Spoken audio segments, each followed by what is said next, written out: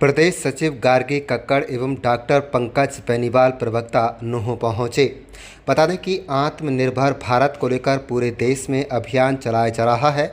Corona vaccine record समय में बनाई गई जो आत्मनिर्भर भारत का संकेत है। नाव से लेकर पानी तक का जहाज सबसे पहले भारतवर्ष ने आविष्कार किया। उक्त व्यक्त प्रदेश सचिव गार्गी कक्कड़ एवं डॉक्टर पंकज बेनीवाल प्रवक्ता ने झीरकमल कार्यालय नूंह में पत्रकार वार्ता के दौरान कहे। उन्होंने कहा है कि गार्गी कक्कड़ ने कहा है कि विदेशी चीज़ों का बहिष्कार करना होगा, आधुनिक चीज़ों का निर्माण करना होगा। स्वदेशी अपनापन उत्पादन बढ़ा रहे हैं। 2014 में रक्षा उत्पादन 46,000 करोड़ था जो आज 1,27,000 करोड़ तक पहुंचा दिया। आज हम सेना के लिए स्वदेशी हथियार बना रहे हैं। सिविल एविएशन में हम आगे बढ़ रहे हैं। कृषि आय हम लगातार बढ़ा रहे हैं। इनकम टैक्स की सीमा 12 लाख की गई है ताकि लोगों के पास पैसा बचे। आज हम इनकॉमी दुनिया में चौथे स्थान पर हैं। जीएसटी में सुधार की वजह से लोगों को बचत होगी। जीएसटी सुधार से व्यापार को बढ़ावा मिलेगा। आप देख रहे हैं नूंह निवास से लियाकत अली की रिपोर्ट। चैनल को सब्सक्राइब जरूर कर लीजिएगा।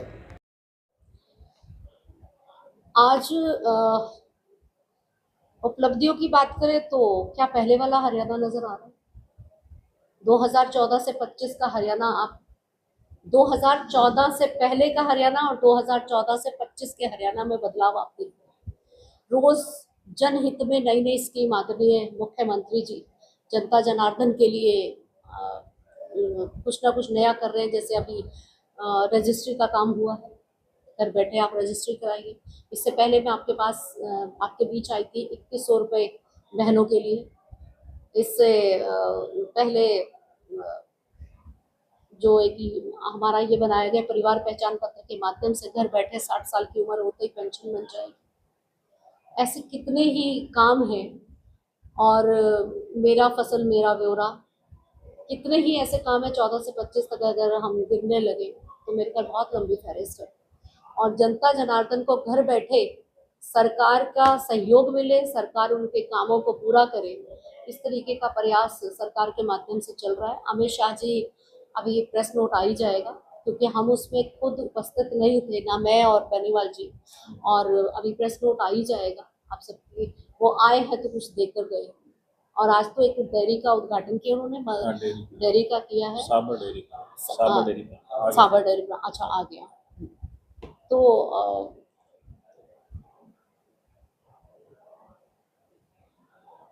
शुगर फेडरेशन द्वारा गन्ने किसानों को 400 रुपये क्विंटल लाभकारी मूल्य पे दिया जा रहा है।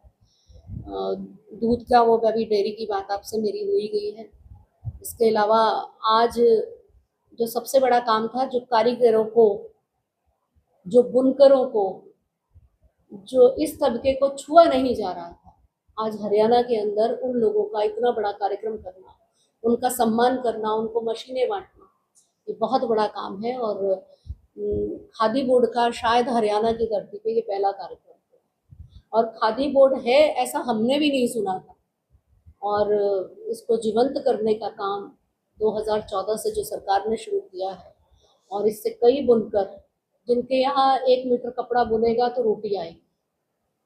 और पहली बार ऐसा था कि मोदी जी ने पटना में योग का कार्यक्रम था और 10,000 मैट पहली बार हरियाणा से गए थे 2018 में।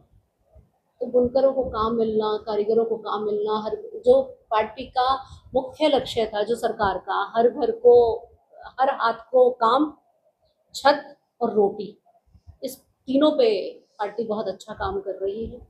और मेरे ख्याल एक माँ और पिता की भूमिका के तौर पर हमारे देश के प्रधानमंत्री जी इस पे काम कर रहे हैं और मुख्यमंत्री जी उनकी नीतियों को लागू कर रहे हैं। आत्मनिर्भर भारत और स्वदेशी का आपने जिक्र किया, कोरोना वैक्सीन का भी जिक्र हुआ, और कौन कौन सी बड़ी उपलब्धियां रही हैं आपकी सरकार के दौरान जो भारत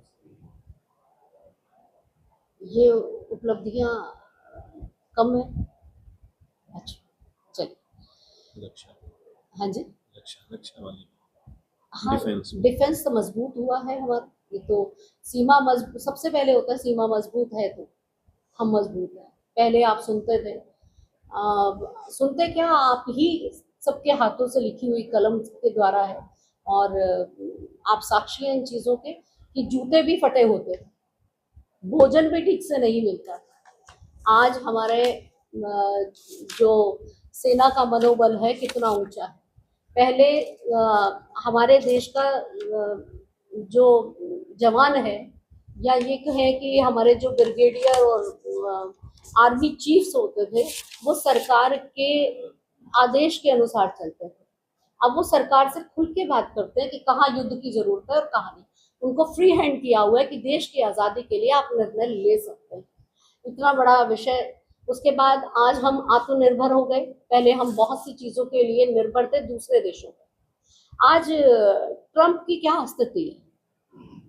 सबसे बड़ी विश्व की पावर आज वो घुटने के बल पर है। तो ये क्या देश की प्रगति नहीं है? इंटरनेशनल एयरपोर्ट पे हमारे हाथ में अगर हमारा इंडियन पासपोर्ट था, कोई हमारी तरफ मुड़ के नहीं देखता। हीन और दीन की हमारी स्थिति थी।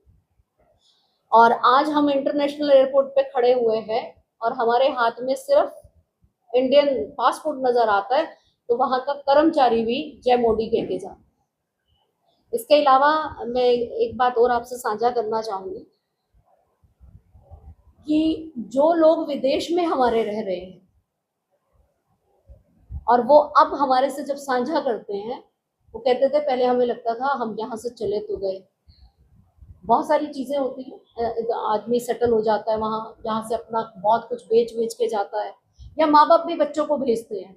वहाँ जाने के बाद बस रहना है, क्योंकि अब यहाँ आ गए। कई बार नाक की बात भी हो जाती है, बोले अब लगता है कि आत्मसम्मान के साथ हम भारतीय यहाँ रह रहे हैं।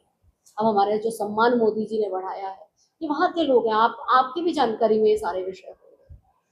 और सबसे बड़ी बात कि पहले कोई कुछ गुर्राता था और हम बैठ जाते थे।